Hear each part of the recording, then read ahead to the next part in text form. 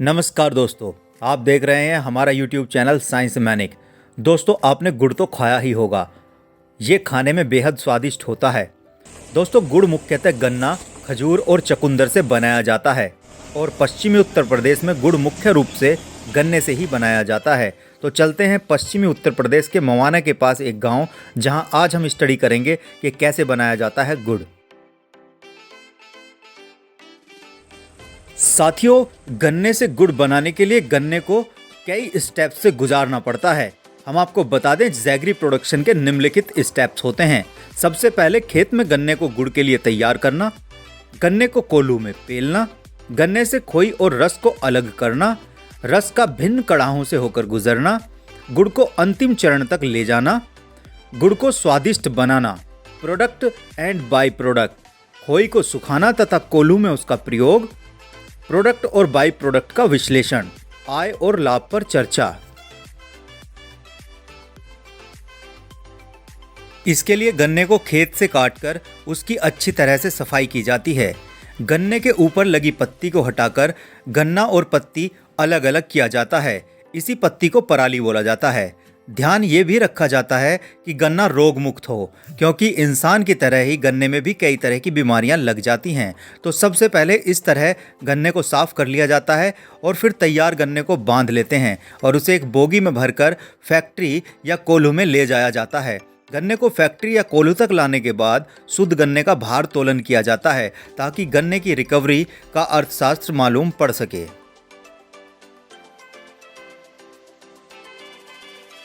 गन्ने को कोल्हू में पेलना। गन्ने को कोल्हू में पेलने के लिए मशीन के पास मजदूरों के द्वारा ले जाया जाता है, जैसा कि आप देख रहे हैं। दोस्तों, आइए जानते हैं स्टील पावर कोल्हू मशीन क्या होती है।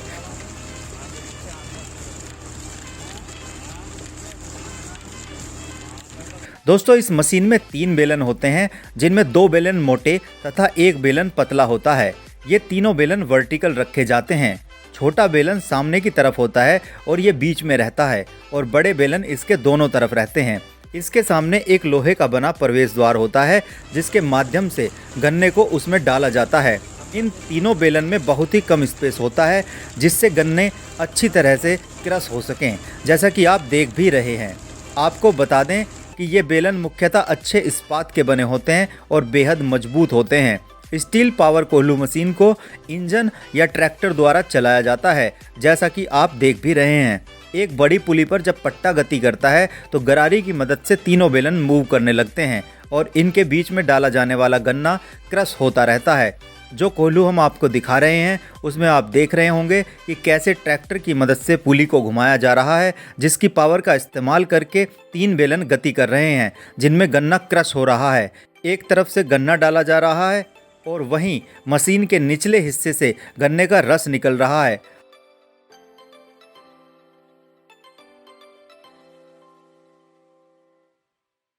अगर आप ध्यान से देखें तो दोनों बड़े बेलनों की गति एक दूसरे के विपरीत है और छोटे बेलन की गति किसी भी बड़े बेलन की दिशा में रखी जा सकती है।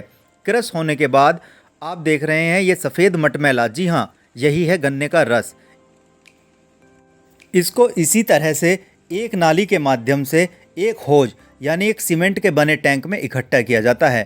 जैसा कि आप देख रहे हैं, यहाँ पर इस रस को लाया जाता है और इकट्ठा किया जाता है।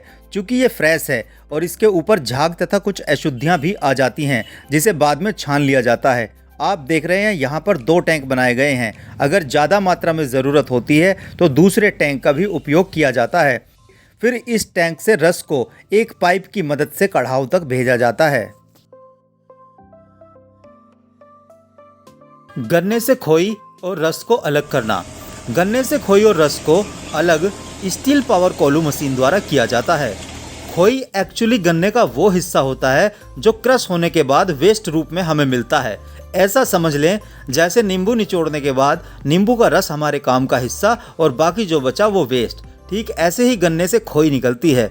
जब गन्ने को मशीन में डाला जाता है तो मशीन में लगे बेलन गन्ने को क्रश कर देते हैं, जिससे गन्ने से रस और खोई अलग अलग हो जाती है। रस को एक चैनल या नाली द्वारा एक होद में पहुंचाया जाता है, जहां पर बहुत सारा रस इकट्ठा होता रहता है। फिर बाद में उस होद से एक पाइप के माध्यम से उस रस को कड़ाहों में भेजा जाता है। अगर आप इस पूरे सिस्टम को देखें, 5-6 लोगों की मैन पावर एक साथ काम कर रही होती है, या कह सकते हैं काम का बंटवारा होता है, जिसमें एक व्यक्ति ईंधन डालता है, एक व्यक्ति गन्ने को क्रश मशीन तक लाता है, एक व्यक्ति गन्ने को क्रश मशीन में लगाता है, फिर एक आदमी कड़ाहों में रस की मात्रा को ताप के हिसाब से एडजस्ट करता है।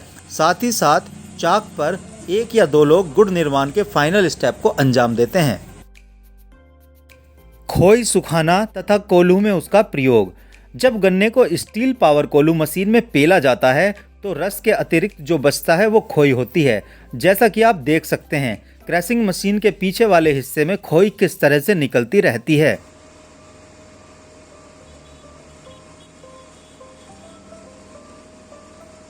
इस तरह रस अलग हो जाता है और खोई अलग हो जाती है, जिसका ढेर पीछे लगता रहता है।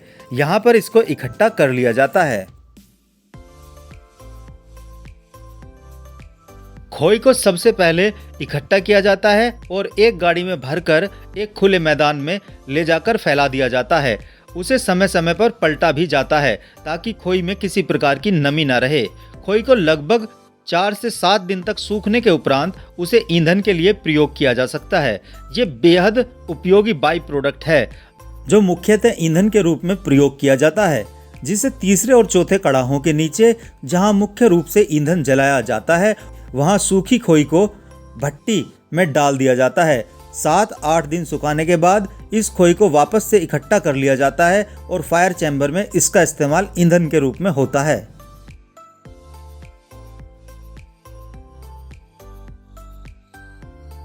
रस का भिन्न कड़ाहों से होकर गुजरना। दोस्तों, अगर हम बात करें कड़ाहों के बारे में, कड़ाहे मुख्यतः 3 या 4 रखे जाते हैं ताकि गुड़ की गुणवत्ता को अच्छा किया जा सके। इन कड़ाहों में अलग अलग तापमान होता है। 4 कड़ाहों में 3 प्रोसेसिंग होती हैं। सबसे पहले आती है पाश्चुराइजेशन। जैसा कि आप देख रहे हैं, टैंक जहां पर रस को इकट्ठा किया जाता है, वहां से फिर इस रस को पाइप की हेल्प से पहले कढ़ाई में लाया जाता है। इस कढ़ाई में तापमान सबसे कम रखा जाता है। जैसा कि आप देख रहे हैं, सबसे पहले नंबर पर पहले नंबर का कढ़ाहा है, फिर इसके साथ ही दूसरा, फिर तीसरा और फिर चौथा कढ़ाहा है।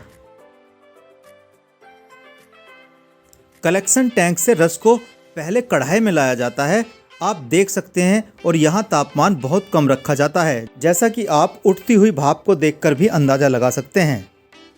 साथियों, इन सभी कड़ाहों के नीचे फायर चैम्बर रहता है, जिसमें नीचे आग जल रही होती है, लेकिन आग के तापमान को अलग अलग कढ़ाई में अलग अलग मेंटेन रखा जाता है। पहले दूसरे कढ़ाओं में पाश्चुराइजेशन प्रोसेसिंग होती है, जिसमें गन्ने के रस में मौजूद माइक्रो ऑर्गेनिज्म नष्ट हो जाते हैं। इस विधि को low temperature long time method LTLT भी कहा जाता है। इस विधि में रस को कम ताप पर अधिक समय के लिए गर्म किया जाता है। इस विधि में रस को पाश्चुरीकृत करने के लिए उसे 62.8 डिग्री सेंटीग्रेड पर 30 मिनट के लिए गर्म रखते हैं। गर्म होने से जो अशुद्धियां या मैक्रोमोलिक्यूल्स होते हैं वो ऊपर आ जाते हैं, जिसे बार बार हर कढ़ाई में से उठाकर वापस से एक टोकरे में डाल दिया जाता है। इस टोकरे को पहले चैम्बर के पास रखते हैं और इसमें मलमल का कपड़ा बिछाया जाता है ताकि रस विसरण विधि से छनकर फिर से पहले कढ़ाई में आ जाए और वेस्ट कम से कम किया जा सके। आप देख सकते हैं पहले कढ़ाई में कैसे सबसे पहले रस को इकट्ठा किया जा रहा है। अगर आप देखें तो पहले कढ़ाई के ऊपर एक लोहे के पाइप में कुछ बड़े बड़े बैग्स लटक रहे हैं। ये वही बैग्स हैं जिसको टोकरे में रखा गया था। टोकरे से जितना रस वापस छनकर कढ़ाई में आ जाता है, पहले उसको आने देते हैं। फिर इस मलमल के कपड़े को मटेरियल सहित इस तरह बैग्स की फॉर्म में टांग दिया जाता है। इससे ये थोड़ा टाइट हो जाता है, जिसके कारण इसमें उपस्थित बाकी बचा इम्पोर्टेंट भाग यानी रस बैग्स से बूंद बूंद करके कढ़ाई में टपकता रहता है। आप चारों कढ़ाई देख सकते हैं। सबसे लेफ्ट में पहला कढ़ाहा है जहां पर सबसे लो तापमान रहता है, और सबसे राइट साइड में चौथे नंबर का कढ़ाहा है जहां पर सबसे ज़्यादा तापमान रहता है। Fire chamber. अगर बात फायर चैम्बर की जाए तो ये एक बड़ी सी सुरंग होती है जिसको ज़मीन के नीचे खोदकर पहले ही तैयार कर लिया जाता है। उसके ऊपर से कढ़ाओं को सेट कर दिया जाता है। फिर सबसे लास्ट वाले यानी चौथे कढ़ाहा के ठीक नीचे ऊपर से ईंधन डालकर इसको गर्म किया जाता है। ईंधन लगातार डाला जाता है क्योंकि ताप के बिना हम रस को गुड़ में नहीं बदल सकते। ईंधन के रूप में गन्ने से निकली उसी खोई का इस्तेमाल किया जाता है जिसको 8-10 दिन तक सुखाया जा चुका हो। आप देख सकते हैं कैसे अंदर तेज आग पैदा हो रही है। ये वो सुरंग है जिसमें आग लगाकर कढ़ाई को गर्म करते हैं। जहां से ईंधन डाला जाता है, चूंकि उस तरफ आग तेज रहती है इसलिए उस जगह पर चौथे कढ़ाई को सेट किया गया है। प्यूरिफिकेशन, जैसा कि आप देख रहे हैं रस पहले कढ़ाई में आता है और इकट्ठा होता है। आप सभी कढ़ाओं को देख सकते हैं अलग अलग ताप के कारण किस किस तरह गन्ने का रस अपना रंग बदल लेता है। पहले कढ़ाई में लगभग 40 मिनट रखने के बाद रस को दूसरे कढ़ाई में डालकर दूसरे और तीसरे कढ़ाई में प्यूरिफिकेशन प्रोसेसिंग की जाती है। जब दूसरे कढ़ाओं से रस तीसरे कढ़ाई में डाला जाता है, इन कढ़ाओं का तापमान 70 से 120 डिग्री सेंटीग्रेड रखा जाता है। इसमें रस को डालने के कुछ समय बाद जब रस में उबाल आने लगता है तभी एक मजदूर सुकलाई का पौधा पीसकर तीसरे कढ़ाई में डालता है। सुकलाई में मौजूद सेकेंडरी मेटाबोलाइट्स तापमान और रस के साथ मिलकर एक केमिकल रिएक्शन करते हैं जिससे रस में मौजूद ऑर्गेनिक कंपाउंड रस के अलग हो जाते हैं और रस के ऊपर मैली के रूप में दिखाई देने लगते हैं। अब एक मजदूर उसे एक छन्नी से उतार लेता है।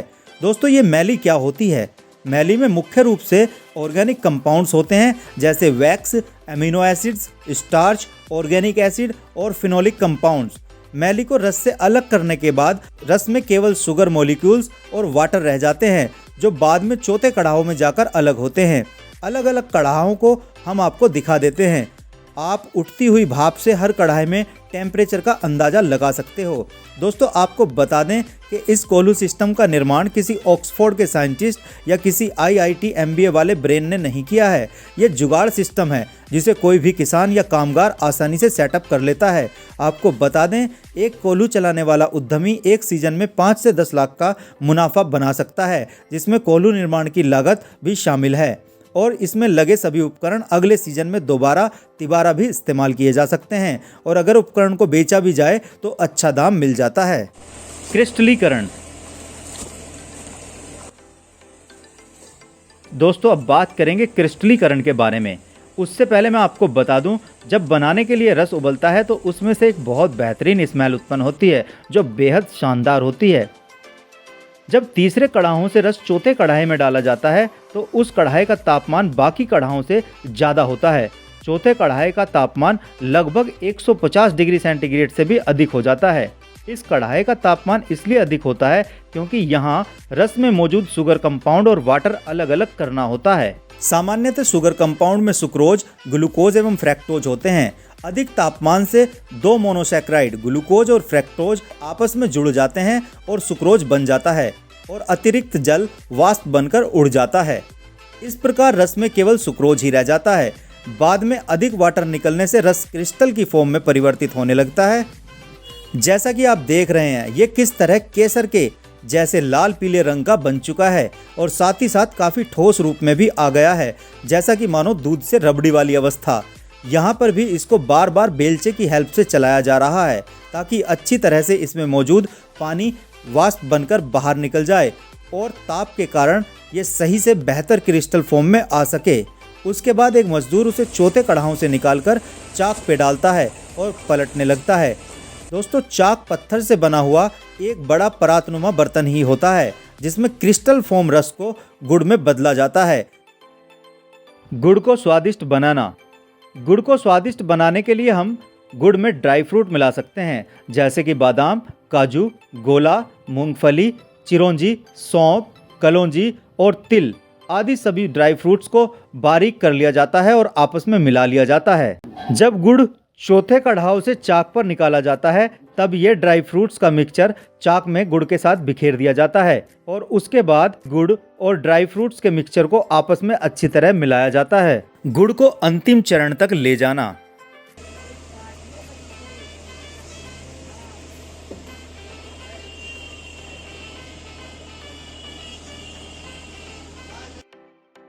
जैसा कि आप देख सकते हैं अब रस पूर्ण रूप से क्रिस्टल फॉर्म में आ चुका है। कितना खूबसूरत रंग लिए हुए है। हम इसको यहाँ पर कच्चा गुड़ भी कह सकते हैं। आप देख सकते हैं आपके सामने ये है प्री जैगरी। इसके उबलते क्रिस्टल आसानी से देखे जा सकते हैं।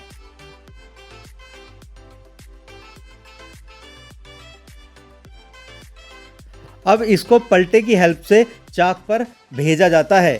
कच्चे गुड़ को चाक पर बार बार पलटा जाता है जब तक कि गुड़ के अंदर सुगढ़ता न बन जाए। दोस्तों, गुड़ को भिन्न भिन्न आकार से जमा सकते हैं, मुख्यतः खुरपापाड़, बाल्टी तथा भेली आदि। जैसा कि आप देख रहे हैं, जब कच्चे गुड़ को चाक पर डाला जाता है तो इसमें आप अपनी मर्जी से पिस्ता या ड्राई फ्रूट डालना चाहते हैं तो डाल सकते हैं। गुड़ को कच्चा मीठा इसलिए ही बोला जाता है क्योंकि इसमें किसी भी तरह का प्रिजर्वेटिव नहीं मिलाया जाता। आम शुगर, जिसको हम चीनी कहते हैं, उसकी तुलना में ये लाख गुना अच्छा होता है। ये हमारे बॉडी के शुगर को तो कंट्रोल रखता ही है, साथ ही साथ ये हमारे पाचन सिस्टम को भी बेहतर रखता है। आज भी हमारे गांव में गुड़ खूब खाया जाता है, लेकिन शो ऑफ और मॉडर्न कल्चर जिस तरह से बढ़ रही है, गुड़ के शौकीन उसी अनुपात में कम हो रहे हैं।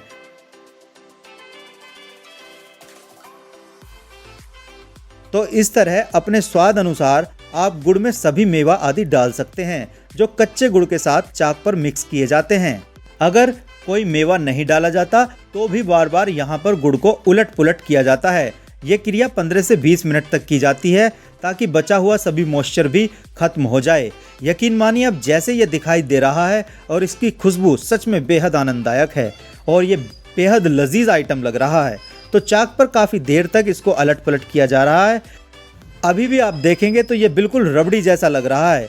अभी पूर्ण रूप से ये हार्ड फॉर्म में नहीं है। अभी इसको थोड़ा और हार्ड किया जा रहा है ताकि अच्छी क्वालिटी का गुड़ बनाया जा सके। साथियों, गुड़ यानी जैगरी को आप अपने घर पर सालों बिना किसी विशेष टेम्परेचर के आराम से स्टोर कर सकते हैं और इसका इस्तेमाल कर सकते हैं। प्रोडक्ट और बाई प्रोडक्ट का विवरण। गन्ने से बनने वाले प्रोडक्ट और बाई प्रोडक्ट जैसे रस, खोई और मैली, जिसमें से रस प्रोडक्ट है जिससे गुड़, शक्कर, खांड, राब, चीनी, वाइन और सिरका बनाया जाता है तथा खोई का उपयोग ईंधन तथा कागज बनाने में किया जाता है। मैली का उपयोग सूअर को खिलाने में तथा खाद बनाने में करते हैं। आपको बता दें, बड़े बड़े पिग फार्म में पिग बड़े चाव से गन्ने की मैली को खाना पसंद करते हैं। ये दोनों यानी खोई और मैली गन्ने के बाई प्रोडक्ट हैं जिनको बनाने की प्रोसेसिंग अलग अलग तरह से की जाती है। अब जब गुड़ चाक पर अच्छी फॉर्म में आ जाता है, फिर इसको साफ कपड़े या प्लास्टिक सीट, जिसको पल्ली या बोरी भी बोला जाता है, उस पर छोटे छोटे पीस के रूप में चाक से उतार कर जमा दिया जाता है। गुड़ को वर्गाकार आकार देने के लिए कुछ खांचे होते हैं जो कि लकड़ी के बने होते हैं। इन खांचों में सूती कपड़े के रुमाल बिछाए जाते हैं जिसमें बाद में गुड़ को रखा जाता है। कुछ समय बाद गुड़ वर्गाकार आकार ले लेता है। गुड़ को आकार देकर कुछ देर सूखने के लिए छायादार जगह में रख देते हैं ताकि गुड़ का तापमान धीरे धीरे ठंडा हो जाए। बाद में उसे पैक कर दिया जाता है। वैसे तो अगर हम चाहें गुड़ को किसी भी आकार में तैयार किया जा सकता है। आपको बता दें कि आमतौर पर गुड़ की कीमत 30 से 50 रुपये किलोग्राम होती है। अगर गुड़ में विशेष मेवा आदि डाले गए हैं तो उसी अनुरूप इसकी कीमत बढ़ जाती है। जैसा कि आप देख सकते हैं किस तरह चाक से उतारकर छोटे छोटे पीस को एक साथ आराम से एक जगह पर रखा जाता है। यहीं पर ये सूख भी रहा है और थोड़ा हार्ड भी हो रहा है, यानी गुड़ अपनी मूल अवस्था में आ रहा है। कुछ देर तक ऐसे ही इसको छाया में सुखाया जाता है और बाद में पैक कर दिया जाता है। ये जो गुड़ आपके सामने बनकर तैयार हुआ है, इसको आम भाषा में खुरपापाड़ कहते हैं।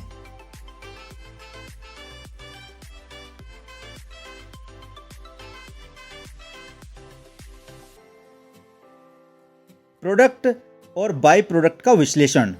यदि कोई व्यक्ति 20 क्विंटल गन्ने को कोल्हू में लाकर गुड़ बनवाता है तो उसके गन्ने से कितना गुड़ बनेगा? दोस्तों, आइए जानते हैं 20 क्विंटल गन्ने से क्या क्या बनता है और कितना। सामान्यतः 20 क्विंटल यानी 2000 किलो गन्ने में 230 किलो खोई, 330 किलो गुड़, 10 किलो मैली तथा 1400 किलो पानी होता है। ये बस एक आंकड़ा है क्योंकि कई बार गन्ने की वैरायटी, गन्ने की हेल्थ, मिट्टी में उपस्थित पोषक तत्व और मौसम सभी कुछ गन्ने में बनने वाले रस तथा बाकी अवयवों का निर्धारण करते हैं, लेकिन लगभग थोड़ा बहुत ऊपर नीचे करके यही आंकड़ा निकलता है। आय और लाभ पर चर्चा। दोस्तों, हम 20 क्विंटल गन्ने की आय और लाभ पर प्रकाश डालें तो आपको बता दें कि सामान्यतः 1 क्विंटल गन्ने की कीमत 285 रुपये है, जो कि उत्तर प्रदेश में गन्ने का MSP यानी मिनिमम सपोर्ट प्राइस यानी न्यूनतम समर्थन मूल्य है। इस तरह 20 क्विंटल गन्ने की कीमत 5700 रुपये होती है तथा गन्ने से बनने वाले प्रोडक्ट और बाई प्रोडक्ट की कीमत देखें तो लगभग 250 से 300 रुपए प्रति क्विंटल से खोई। जैसा कि हम बता चुके हैं कि 20 क्विंटल गन्ने से खोई निकलेगी लगभग 230 किलो। तो कैलकुलेट करें, खोई की कीमत बनती है 575 रुपए। गुड़ की कीमत 3000 रुपए प्रति क्विंटल, यानी 20 क्विंटल में गुड़ निकलेगा लगभग 3.30 क्विंटल, जिसकी कीमत होगी 9900 रुपये और 7 रुपये प्रति किलो से मैली। इस तरह 10 किलो की कीमत लगभग 70 रुपये होगी। और अगर हम इन सब का ग्रांड टोटल कर दें तो ये राशि बैठती है 10,545 रुपये तथा 500 रुपये के अन्य खर्च और भी लगाएं तो 20 क्विंटल से होने वाला लाभ लगभग 80 से 85% होता है, जो कि एक फायदे का सौदा है।